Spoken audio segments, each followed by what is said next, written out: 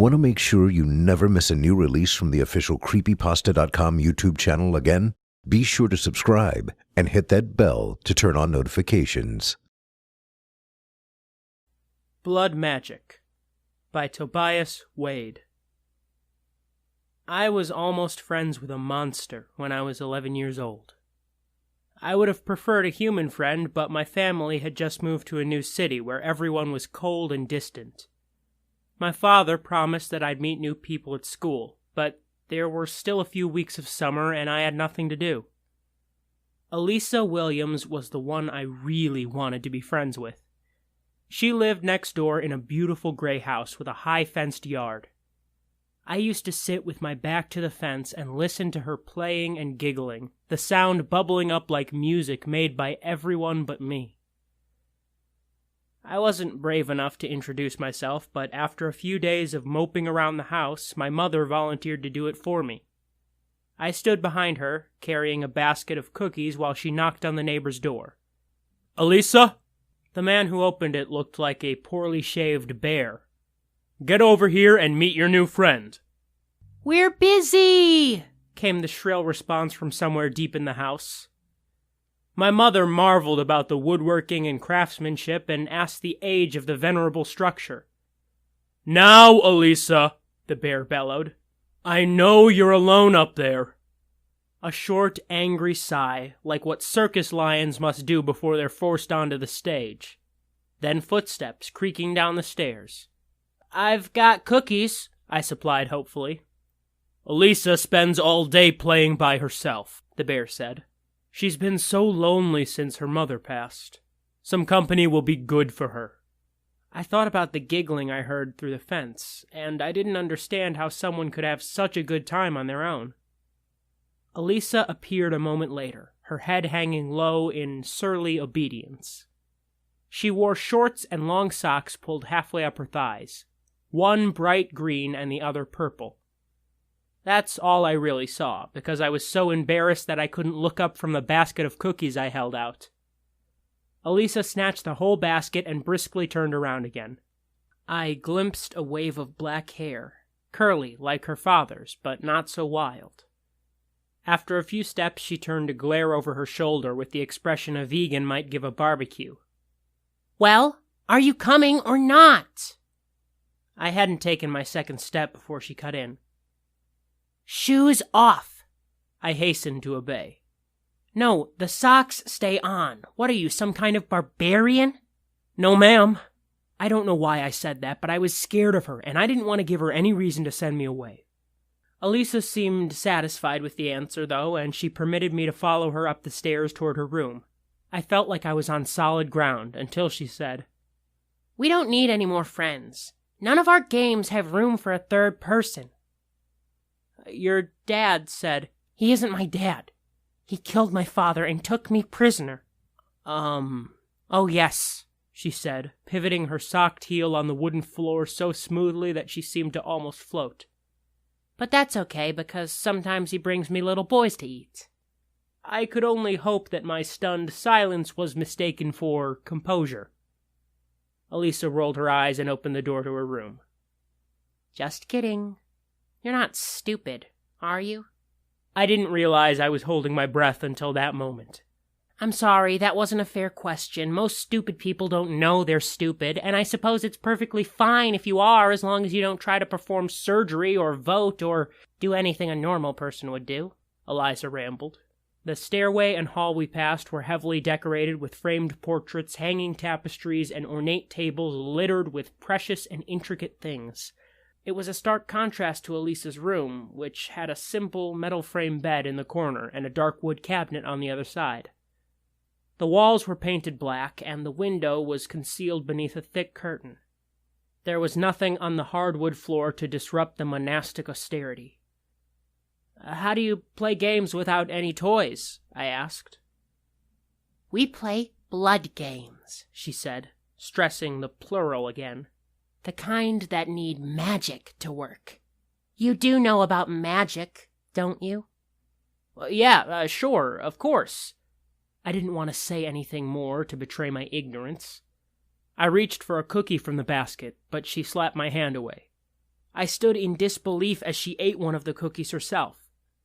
My mother taught me after she passed away, Elisa said casually, moving to set the cookies on the table. She retrieved something and turned to face me again. If you want to play, then you'll need to give me your hand. What do you mean, after she passed? I tentatively stretched out to her. Now close your eyes. She could have told me to jump out the window, and I probably would have done it. She had the sweetest smile on her face, and the soft brush of her fingers tracing my palm made me blush. I closed my eyes and took a deep breath. Don't scream. Mother hates screamers. I opened my eyes a sliver just in time to see a metallic flash in the air. Elisa's grip tightened around my wrist while her free hand gouged a needle into the center of my palm. I didn't scream exactly. It was more of a shrieking, yelping sound like a rabbit trying skydiving for the first time. I tore my hand away with the needle still in it, blood freely running from my fingers. Come back here, Elisa shouted. You're going to make a mess. We both dashed for the door. I hesitated to avoid running into her, but she pushed me aside and didn't slow until she'd slammed it shut and locked it from the inside. You're wasting the blood. Give your hand to me. No! You'll stab me again! I gingerly pulled the needle out of the skin, prompting a fresh swell of blood. I felt dizzy. Baby, she snorted. That hurt slightly more than the needle. You're already bleeding, so I don't need to stab you, now do I? Here, wipe some on me. She offered me the back of her hand. Bewildered, I rubbed a long smear on her pale skin. Her dark eyes sparkled as she watched with eager fascination.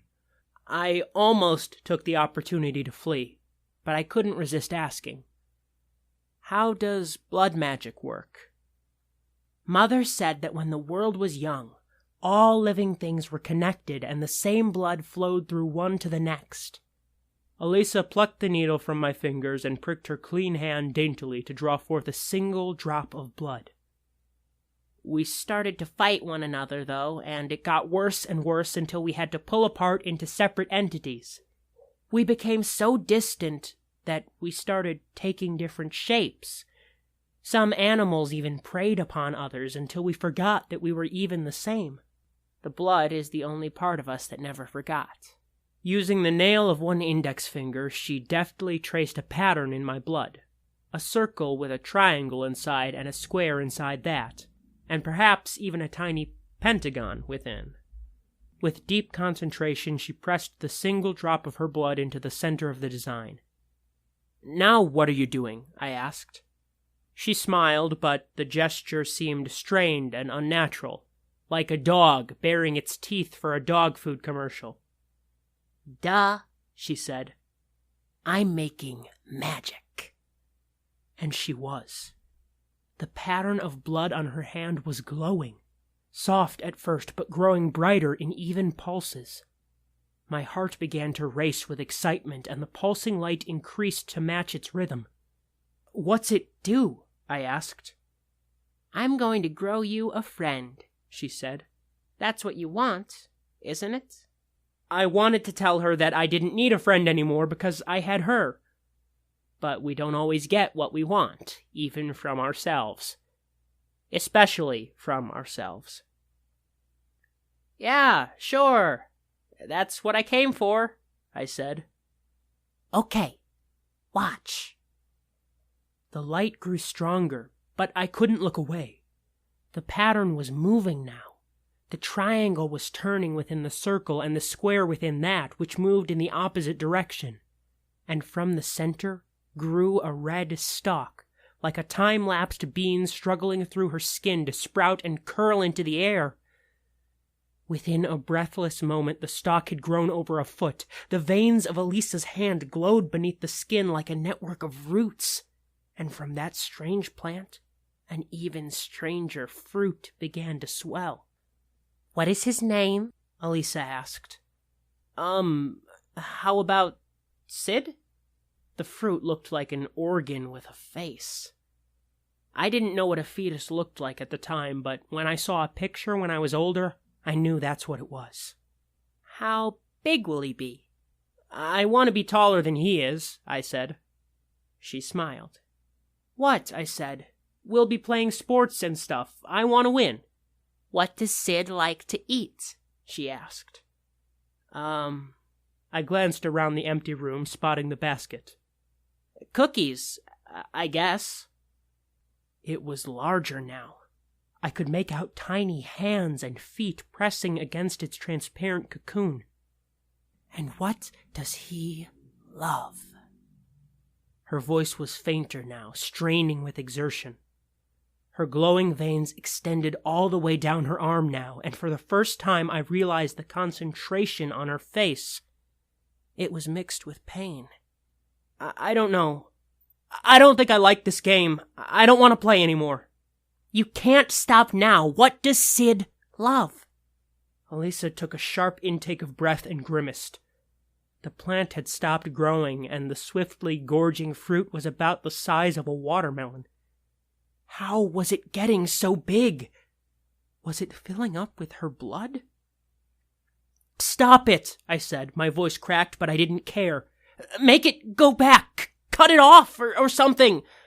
It's not an it, she grunted. His name is Sid, and he's already alive. You have to tell me what he loves, or he'll be nothing but... I hate him. I hate him. Make him go away, please. Hurry. You're part of the spell, too. I can't do this alone, she said. It wasn't a watermelon anymore. It was the size of a dog beginning to grow coarse fur. Now it was heavy enough that Elisa had to kneel and rest on the ground. The hands and feet were becoming more defined and solid by the second.